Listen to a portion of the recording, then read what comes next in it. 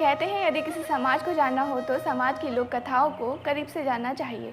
नमस्कार, this Sunday post में आप सभी का स्वागत है। आज हम जानेंगे ऐसी ही एक लोक कथा को जो जीतू बगवार तथा खैर पर्वत पर रहने वाली परियों की है, जिन्हें गढ़वाल में आचरी भी कहा जाता है। इससे वैज्ञानिकों ने भी माना है कि उत्तराखंड में परियां रहती हैं। तो आइए जानते हैं इस कथा को। टिहरी गढ़वाल के जिले में जीतू बगवार नाम का एक लड़का रहता था, जो सुंदर तथा जवान, वीर, दिलदार, रसिक मिजाज का व्यक्ति था। उसकी माता का नाम सुमेरा तथा पिता का नाम गरीबा था।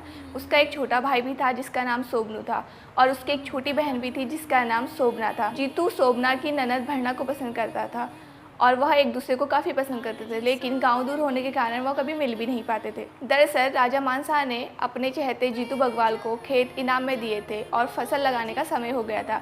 जीतू ने अपने छोटे भाई को रुपाई का दिन निकालने के लिए पंडित जी के पास भेजा। तभी पंडित जी कहते हैं, लेकिन इस बार तुम्हारे परिवार में रुपाई का कोई शुभ दिन नहीं है। जीतू को कहना इस साल तो फसल नहीं बन पाएगी, लेकिन रुकावट का समाधान तो होता ही है। और पंडित जी कहते हैं, अरे तुम नहीं कर सकते, लेकिन तुम्हारी बहन शोभना तो कर सकती है। जाओ 6 गते आषाढ़ तक शोभना को ले आओ और उसी दिन उसके हाथ से रोपाई शुरू कर देना। तभी शोभनू कहता है, भाई हमारी राशि में धान रोपाई का दिन नहीं है, लेकिन शोभना की राशि में है। हम धान की रोपाई 6 गति आषाढ़ को कर सकते हैं। रोपाई बहन के हाथों से ही होगी। यह सुनकर जीतू खुश हो जाता है और जिससे वह अपनी बहन शोभना और भरना से मिल भी लेगा। जीतू अपनी माँ के पास जाकर कहता है, माँ हमारी राशि में धान रोपाई का दिन नहीं है, शोभना की राशि में है। मैं शोभना के ससुराल जा रहा हूँ उसे लाने के लिए। तभी उसकी माँ मना कर देती है और कहती है उसे लाने के लिए छोटा भाई जाएगा, पर जीतू नहीं मानता और कहता है, माँ शोभनू अभी छोटा है। जीतू जब अपनी माँ को मना रहा था तभी उनकी तिला नाम की बकरी छींक मार देती है और जीतू की माँ कहती है, जीतू अपशकुन हो गया है। जीतू तिला बकरी ने छींक मार दी है। जीतू कहता है, माँ ऐसा नहीं होता है। जीतू अपने रास्ते के लिए खाना तथा शोभना के लिए स्वार और अरसा और अपनी बांसुरी रखता है। उसकी माँ फिर भी उसे मनाने का प्रयास करती है। माँ कहती है, जीतू तेरे कपड़े मैले हो चुके हैं, अरसों का पांग टूट गया है, सब कुछ अपशकुन हो रहा है। इससे जीतू पर कोई असर नहीं हुआ। जीतू वीर जवान तो था ही, जब वह बन ठन के तैयार होता तो काफ़ी सुंदर लगता। तभी जीतू अपनी बहन शोभना के घर जाने के लिए घर से निकल जाता है। रास्ते में उतार चढ़ाव वाले पहाड़, घाटियाँ, नदियाँ पार करके वह रैथल के पूर्ण स्तर पर पहुंच जाता है। वहाँ देवदार, चीड़ के वृक्ष और सुंदर फूल खिले थे। जीतू थका हुआ था। वह एक पेड़ के नीचे बैठकर अपनी बांसुरी बजाने लगता है।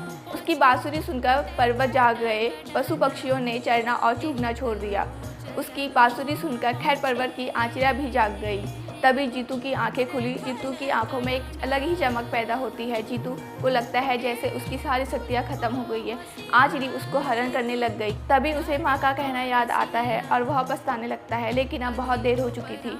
जीतू अपने भैरव देवता और कुलदेवी भवानी का सुमिरन करता है कि हे मेरी देवी देवताओं, आज मैं बीच रास्ते पे विपदा में फंस गया हूँ, मेरी रक्षा करो। देवी देवताओं के आशीर्वाद से 9 बहनें आचार्या उसे कुछ दिनों के लिए छोड़ देती है।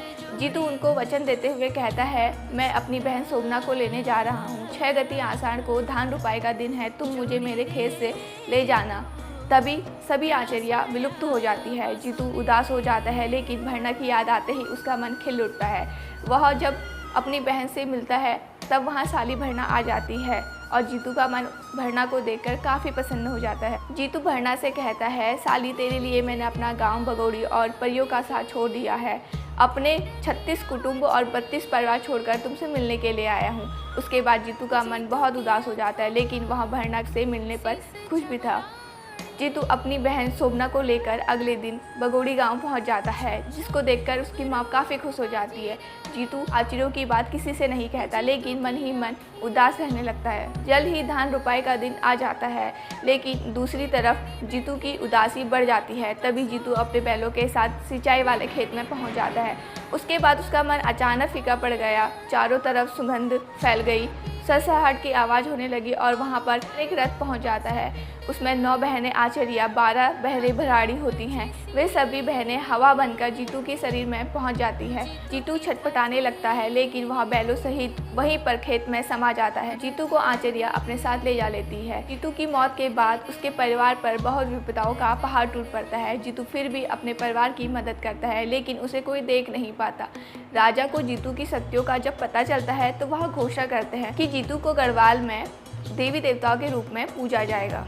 अब जानते हैं इसके पीछे की कहानी जो काफ़ी प्रचलित है। बताया जाता है कि आंचर्यों को बांसुरी की धुन काफ़ी पसंद थी, इसलिए भी लोग कहते हैं कि आंचर्या श्री कृष्ण की गोपियाँ हैं। आंचर्यों के जन्म से जुड़ी एक कहानी भी है। सदियों पहले टीटी गढ़वाल में 14 गाँव में राजा आसारावत का राज था।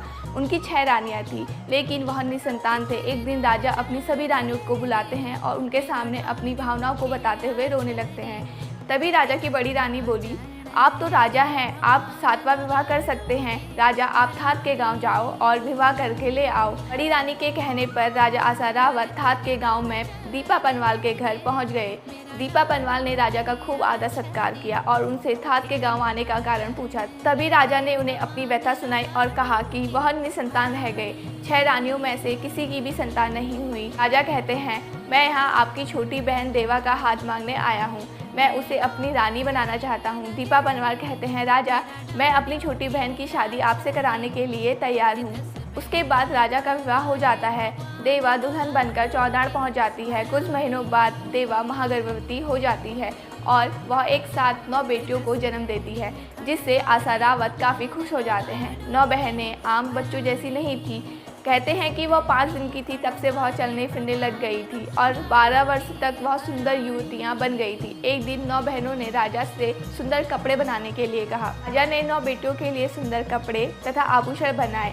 उसे पहनकर सभी बहनें सुंदर लगने लगी। अगले दिन सभी बहनें गगरी पर पानी भरने गई। उनकी नज़र पास पड़ी पहाड़ियों पर पड़ी। वहाँ काफ़ी धूप खिली हुई थी और वहाँ रंग बिरंगे फूल खिले हुए थे। उन्हें देखकर 9 बहनों का मन हर्षित हो गया। उन्होंने देखा कि उनके साइड को अंधेरा हुआ है और खैर पर्वत की ओर काफ़ी धूप पड़ी हुई थी। उसके बाद 9 परियां जंगल गई और उन्होंने अपने लिए फूलों की माला बनाई और माला पहनकर वह जैसे इंद्र की अप्सराएं जैसे लगने लगी। इसके बाद वे अपने पुरोहित के गांव गई। वहां उनकी साकरी यानी दुपट्टा छूट गया। उस दिन से उस गांव का नाम साकरी पड़ गया। उसके बाद साकरी में उनका काफ़ी आदर सत्कार किया गया। उन्होंने वहाँ पे चूड़ा, तिल और अखरोट खाए। उसके बाद उन्होंने जंगलों से आगे ऊंचा खैट पर्वत देखा। वहाँ पर काफ़ी धूप खिली हुई थी। बस वे सभी बहनें खैट पर्वत की ओर चलने लगी और वहाँ खैट पर्वत पर राक्षस रहता था। सेम के नागराज ने उन्हें खैट पर्वत पर जाते हुए देख लिया था, इसलिए वह उनके आगे से चलने लगे। सेम के नागराज ने राक्षस की बुद्धि भी ठीक कर दी थी, इसलिए जब वे बहनें राक्षस से मिली तो राक्षस ने उनका काफ़ी आदर सत्कार किया। इसके बाद वह सभी बहनें खैट पर्वत पर पहुंच गई, पर कहते हैं कि वहां से फिर कभी लौटकर अपने गांव नहीं आई। सभी 9 बहनें खैट पर्वत पर जाके आचर्या बन गई। खैट पर्वत की आचर्या गांव वालों की रक्षा भी करती हैं। कहते हैं अलगू बुग्गा निसंतान था।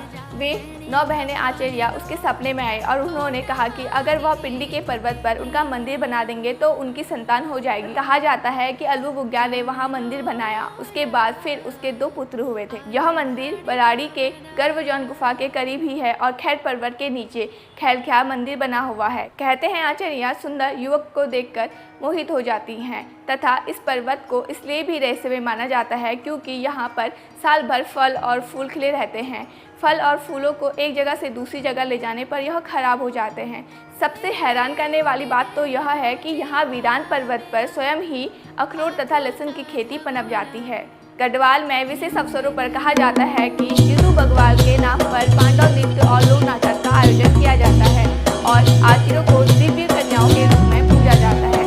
जागरों में परियों की उपस्थिति में कई कहानियाँ भी गाई जाती है। स्थानीय भाषा में इन्हें आचेरी, डागणी, भराड़ी, वनदेवी और योगिनी कहा जाता है। यहाँ स्थानीय लोग परियों को देखने का दावा भी करते हैं। लोक मान्यता है कि परियां पवित्र और शुद्ध स्थानों पर निवास करती हैं और केवल उन्हीं पर प्रसन्न होती है जिनका मन, वचन और कर्म से पवित्र हो। यह खैट पर्वत टिहरी गढ़वाल में समुद्र तल से करीब 10,000 फीट की ऊंचाई पर स्थित है।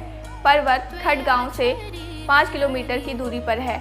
इस लोक कथा का प्रभाव इतना है कि आज भी यहाँ सरकार ने इस पर्वत पर चटकीला रंग पहनने पर, शोर मचाने पर तथा तेज संगीत बजाने पर प्रतिबंध लगा रखा है। मिलते हैं एक नए लोक कथा और धार्मिक इतिहास के साथ। तब तक के लिए जय देवभूमि उत्तराखंड।